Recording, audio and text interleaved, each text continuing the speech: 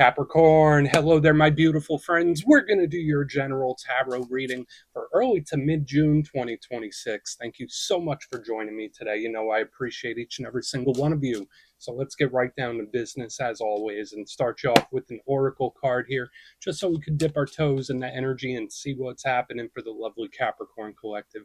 Hope you're all doing fabulous and fantastic, my friends. Let's get it going here. My guide, spirit team, talk to me. What do we got for these beautiful Cappies in early to mid-June? It is still Gemini season at the time of this filming. But what energies, messages, insights can we take a little peek at? And yeah, we're just going to take a real quick look at this first card. Then we'll get into the full reading itself. And at the very end, I'll pull you a bonus card from the Shadowland Tarot just to see what might be in the shadows or what shadow work you can lean into, which is always interesting. But let's get it going here. Let's rock and see what we got for the Cappies. Early to mid-June. What's the vibe? What's the energy? Let's have a little bit of fun today, my good friends. Let's get this card out. There we go. Cool. So this one is very much in its mind, and I do see her often, so this can sometimes be a common energy.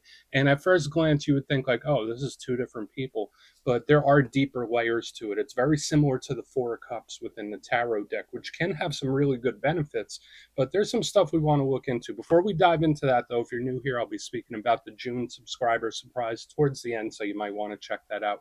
And also, if you could kindly illuminate that like button by tapping it right on its third eye. You know, I'd greatly appreciate it. But enough of the promo, back into the reading. Let's talk more in depth about this card.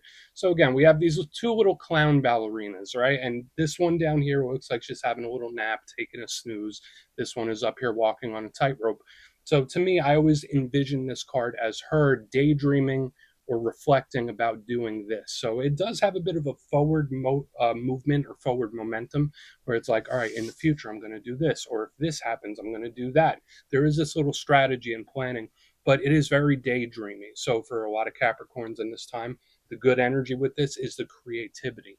So any issues or problems, creative solutions, the creative juices could be flowing, whether it's writing, art, you name it, even hobbies. I like this for the eureka moments and really good ideas. So in this time, the mind might be clicking on all cylinders, but the only downside to this card is, yes, sometimes it could overthink. Sometimes it could be a head in the clouds where it's like, oh, la, la, la, I'm daydreaming. I don't want to say wallowing the time away, but I think you get what I mean. So this is great for creativity. It's very cerebral, but also forward looking. And we'll take that. So we're just going to put the little clown ballerinas down right there. They could keep doing whatever it is they're doing. Let's get into tarot. And yeah, I always say that first card, it doesn't make or break the reading. It's just a little footnote. So let's get you 3 tarot cards in the upright. Then we'll get into that intuitive juiciness. Shuffle it up one time here for the Cappies. And while we get this deck shuffled up and ready to go, let's talk about last week's reading. So it was titled A Surprising Return. And to me, it felt like the door was open for revisiting a lot of different situations. So whether it was like reliving a cycle, a certain thing popping back up once again, a person coming back around. It could be any and all of that. So just know, even if that hasn't happened for you, the door could still be open for that because energy could bleed over from week to week. So watch out for various things popping back up. But we're going to see what shows up this week. As you know, energy is very fluid, never set in stone. So only take this how it hits for you, because we could be seeing your vibe or somebody else, right? Let's get it going. 3 cards here for Capricorn. Early to mid-June, please. Quick, super quick. Okay. I mean, this could be good unless it's very busy. That could be a very busy card, and I am getting that a little bit from the Two of Pentacles here. You know, I normally like an action card in our first position. Let's get a couple more, and we'll start piecing it all together. Thank you. Queen of Swords, yeah, very strict about its business. I like the Queen of Swords. She's very honest, very straightforward type of energy. Not the most sentimental. Let's get one more here. Okay, cool. 8 of Pentacles. Yeah, so the forward push is what I'm seeing here, like moving forward, forward push. And I like it. Even though there's a lot of earth, that is your power element. It's earth in motion, which I think is great. But let's go through. I'll give you some of the classical meanings and archetypes. Then we'll get into that juicy, intuitive stuff. But at first glance, you know me, I always love to look at the elements. I feel like that frames the reading and tells us how comfortable you might be with it or how the energy flows. And we have a nice little mixture here. We have a good amount of earth, which is your power element. That's your comfort zone. And then right here in the center, we have the air, that cerebral type of energy showing up. Now, when it comes to earth, I always say, to me, earth represents stability, whether it's inner or outer. There's something I love about Earth because it's like results driven. So it could represent the culmination of something. It could be your day to day life, it could be routine and ritual. We think of money, work, business, finance, all the material aspects of life. It's a very grounded type of energy. So Earth could be great, especially for the earthly matters. But the only downside to Earth is sometimes it could be a little stubborn. Sometimes it could be a little set in its ways where it's like not so flexible. So we're going to have to see how this all plays out. Sometimes it could even represent a little frustration. But then in the center, we have the air, which is the complete and total inverse. Whereas like Earth is slow, steady, meticulous. Air is like zipping and zooming all around. Now, when it comes to air, it's very logical, straightforward, pragmatic. It's strategy based type of energy. It could deal with giving or receiving information, and it's all about the mindset and perspective. That's a big thing when it comes to the air. So I like it. It's a huge element of communication as well, which could be very important depending on what all this other stuff is. The only downside to air is that it could be cold, it could be detached, it could represent the overthinking, anxiety, and stuff like that. So there are things we want to watch out for, but it's like we have the outer and then we have the inner. And the energy does feel like it's moving in a very specific direction. Let's go through and start building this out piece by piece. Position number one, we start with the Two of Pentacles. And I do like this card. I always say when it comes to all twos, they represent decisions, choices, being at a crossroads. So for some Cappies, you might be at a crossroads of some sort. But even if not, I like this card because it's just super harmonious. And we see our little friend here with his funny looking hat.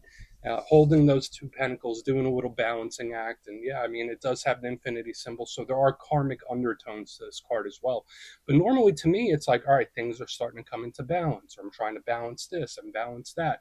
So that can be really good. It's very good when it comes to results or making decisions. The big downside to this card is what else is he doing? He's not just balancing, he's juggling.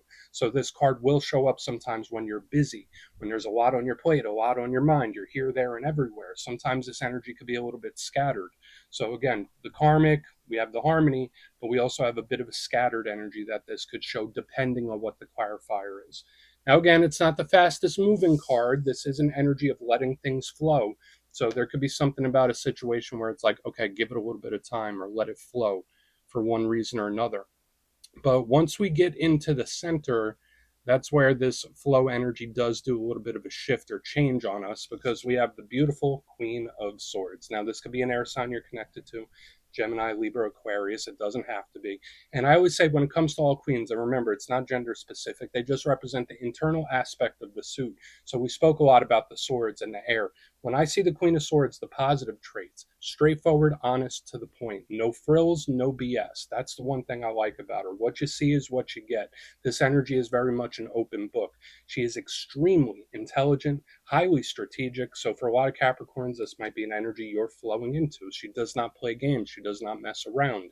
And that's where we get into the challenging side of the Queen of Swords because sometimes she, again, is not messing around. She could be quick to cut things off or sever ties. She could sometimes be a little too blunt, a little too mean. And she does often show up when there is something you are either taking serious or might need to take seriously. Where Spirit's like, hey, Capricorn, something needs your attention or something needs your eyes. So we'll see what's up with her. But for the most part, I like her with her straightforward, uh, strategic approach. Okay. Because like when I see the Two of Pentacles with her right next to it, this could be someone planning something. And I've been seeing this for other signs too this week. Now, on the back end, we have the Eight of Pentacles is a very good card for Capricorns. And we see this individual, he's over his little workstation, chiseling away, creating all those pentacles here. So obviously this is one of the cards that do tie into work, career, business, hobbies, things that you do to keep yourself busy. So for some Capricorns, maybe if you are juggling a lot of things, maybe that's not such a bad thing, right? Because this energy is busy, busy, busy, busy, putting a lot of effort into something. So I like the Eight of Pentacles, especially for the work, business, finance stuff. So we're looking good here if you're having any issues in that realm. Now, the Eight of Pentacles, when it comes to connections, it's usually also pretty good because it can represent fixing things, mending things, adjusting things, working things out. So if you are going through any situations or problems, when I see the Eight of Pentacles, it's like, all right, we're going to fix this. We're putting effort into this. We're moving forward, which I think can be really great. Now, the only downside to the Eight of Pentacles is sometimes it could try too hard. not the flow state we have on the front. This energy could try to pressure and push and try too hard or try to go too fast. So we're going to need to keep an eye on these archetypes. But overall, I feel like this energy is comfortable for Capricorn. I want to dive deeper on all of it. Let's do it. Let's jump in and clarify. Okay, let's get a good shuffle here. Pardon me. And yeah, this is where I go intuitive with the message, which means I just tell you how it feels to me. So feel free to do further research or rely on your base knowledge of tarot, because as you know, every single reading is about the reader's interpretation, and I'm just giving you mine. Let's go in on our pal here, the Two of Pentacles. Interested to see the results we get. Oh, and yes, if you're a reader as well, please feel free to play along. That's why the box is here. If you're feeling any messages you want to give to Cappy, you could drop it in the comments. I don't mind at all. Okay, why is that Two of Pentacles here for my good friends? Why is that Two of Pentacles here? This is a very, very cautious, meticulous approach here. Either that or there might be something where Spirit's like, hey, maybe you might want to hit the brakes real quick. The Fool in reverse can sometimes be a little act first, ask questions later. So there is a riskiness that I do pick up here. So watch out for that. Watch out for urges. Watch out for doing things before fully thinking them through, because this kind of feels like a knee-jerk reaction. That's initially how this feels to me. Now, we do have the strategy moving forward. So, like, this isn't the whole reading. It's not like the biggest warning in the world, because we still have more to go. But usually the Fool in the upright is very positive. Aries energy. Some people also link it to Aquarius. Again, that forward movement, that forward momentum. Usually it's happy and it's optimistic and it's going towards this new journey with a lot of gusto, if that makes sense. So when I see it in reverse, it's like, nope, I'm going to do this. Ooh, a shiny thing. Let me go chase that. It's like easily distracted. So I would say in this time, again, watch out for knee-jerk reactions. Watch out for anything where it's urge-based, where it's like, all right, I did that before I thought that through. Now, I'm not saying that every Capricorn is going to do that. This could be someone you're connected to as well, where they might be a little reactive when it comes to how they're handling certain things. But for the most part, there isn't a little piece of advice here with the Two of Pentacles and Fool in reverse. It's like, all right, either slow something down or pause it. That's like another thing here. So slow, steady, meticulous with whatever it is you're dealing with, whether it's work, relationships, or just life itself. Slow, steady, meticulous, because there is an abundance of caution here. So whether that's how someone's acting or whether that's an advice, we're going to keep moving forward. Let's see what's up with the Queen of Swords. Yeah, a little bit of riskiness there. So why is the beautiful Queen of Swords in the mix for Capricorn? What do we got? Thank you. All right. A little harsh, not the worst energy, big Gemini vibes here. We have the Lovers in the upright. So for some Capricorns, partnerships could be extra important or extra on your mind, that's for sure. But it is like extremely, extremely analytical. So like for a lot of Capricorns in this time, you might be taking a lot of stock about the people in your circle, the people you surround yourself with, the people that you're connected to. When I see the Queen of Swords, it's like, let me think about this logically. How does this person fit into my life? How does that person, I don't know, it's just I'm analyzing the people around me. That's how this energy feels. Now again, for some of you, this could be an advice from Spirit. If you're connected to a Gemini, it's showing up double right there in the center. Now, another thing about the Lovers that I'll mention, it does have similarities to the Two of Pentacles. It's not just relationships and partnerships. Usually this is a very easygoing, easy flowing type of energy. So just like we've been seeing, slow, steady, meticulous, cautious, Queen of Swords with the Lovers. I'm going to plan the best route. So I still am picking up this big strategic strategy energy, whether it's you planning something or somebody else. It's like I'm approaching this in a very structured way. And I think that's good. I think in this time, structure would only help whatever situations you're dealing with.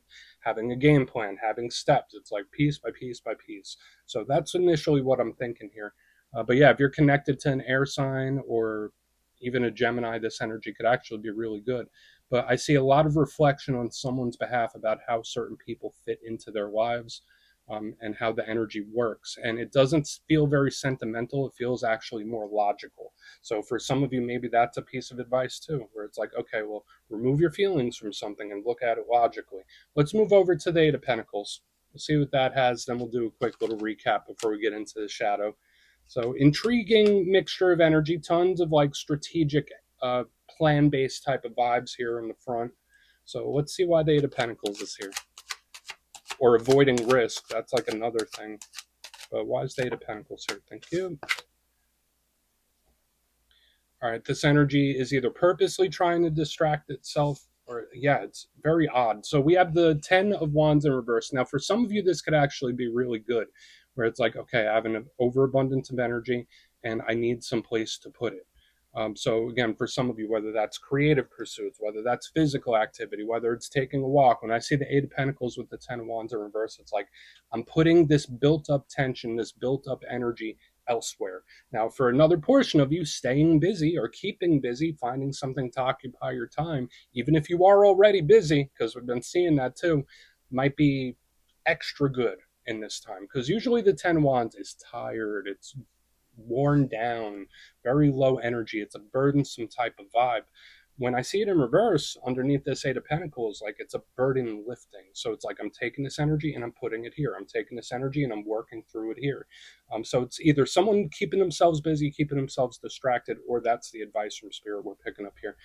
For another small portion of you, watch out for any tension in your physical body, specifically the back, like back, neck, and spine. I'm getting that for some of you. You might need a good old-fashioned rub down, my friends, because this could be like a lot of tension in the back, and I feel like being worked on somehow. I know that's hyper-specific, but I'd say overall the energy seems good, especially with this structured way I'm picking it up. Let's go through and do a quick recap, then we'll get into the shadow. Yeah, it's all forward moving, but position number one, this is the one I really want to watch out for this week, because we have the Two of Pentacles with the Fool in reverse underneath it. I did say like this could be a little risky, knee-jerk reaction, doing things without fully thinking them through. So resist those urges in this time. Spirit might want you to really slow something down or not make a move yet. That's initially how I'm picking this up here on the front. The slower, the better. The more meticulous, the better. Even moving to the center, we have the Queen of Swords with the Lovers in the upright. Very, very similar. And again, it doesn't necessarily have to be you. Maybe this is how someone you're connected to is moving. Maybe they have a game plan set in place and they're going to follow it to a T. There's a strategy behind it. But for another portion, there is somebody doing a lot of analysis about how certain people fit in their lives and how the energies flow. And it doesn't seem very sentimental. In fact, it seems very strategic and logical when I see this. Moving to the back end, we have the Eight of Pentacles with the Ten of Wands. Keeping yourself busy, having something to put your energy into could be really great, unless you're super busy already. This could be someone trying to find things to occupy their time. That's another thing I'm picking up. But yeah, the only warning here would be like watch about holding tension in your neck, back, and spine, because I don't know, I was getting an image of somebody getting a massage. But we're just going to leave it at that. Please take a screenshot if you want to look into it further. Let's see what's in the shadows. Okay, let's get a good shuffle here for my Capricorn friends. And yes, this is where I pull you a shadow card, which I always love to do, whether it's something within you or something you don't quite see. Shadow cards don't always have to be a challenge. They could be a good thing too. So let's get you one. Oh, and yes, if you made it to this point in the reading, please feel free to check out channel memberships. I'll put a link for it in the comments below. It's a beautiful way to support the channel, and I have much love for all my channel members. Okay, let's get this shadow card out. Thank you. Cool. Five of Wands. Now, there is a really good side to this card, but there's also one to be very cautious about. Now, the Five of Wands is usually that picture of a pile of people, 5 people going to battle, going to war with the sticks. Now, in the good aspect of this card, it is very determined to see something through. So with all this stuff about strategy and planning and forward momentum, this could fit the bill, where it's like, this is what I planned, this is what I do, this is what I said was going to happen, this is what I follow through with. It's a very, very determined type of energy. However, this card can also represent internal conflict or conflict in general. So in this time, you might be a little more touchy than you normally are. You might have a little bit more of a temper. Either that or the people around you, like with this group, maybe that's what all this analysis is about, because the Five of Wands, it is like very aggressive, very pushy. And we already saw it multiple places where it's like, hey, just kind of let something flow a little bit. Don't force it. So we do have some very specific themes that show up this week, but I do feel like they can be channeled in a very positive way, depending on what you're going through. So we're going to put the Five of Wands down right there, my friends. That's what I have for you this week. Don't click away just yet, though. I'm going to give you the details of the June subscriber surprise. If you would like further insight on your situation or you'd like to have a chat with me, you can book a personal session with me on my website, mastermetaphysics.com. My June calendar is live and spots go quick, so you could go check that out. But for the June subscriber surprise, doing another winner's choice. The winners, which will be three, will have a choice between either the Everyday Witches Tarot, which is a lovely tarot deck, one of my all-time favorites, or you can choose a custom pendant from my website, mastermetaphysics.com. So if you'd like to get your name in for that, it's two simple things. As always, my friends, first, you must be subscribed. And second, let me know down in the comments, out of all the tarot cards in the deck, which one do you feel represents you and your energy best? You could even pick multiple if you'd like. You'll be entered to win, and at the end of the month, the winners will be announced in my community tab /post tab.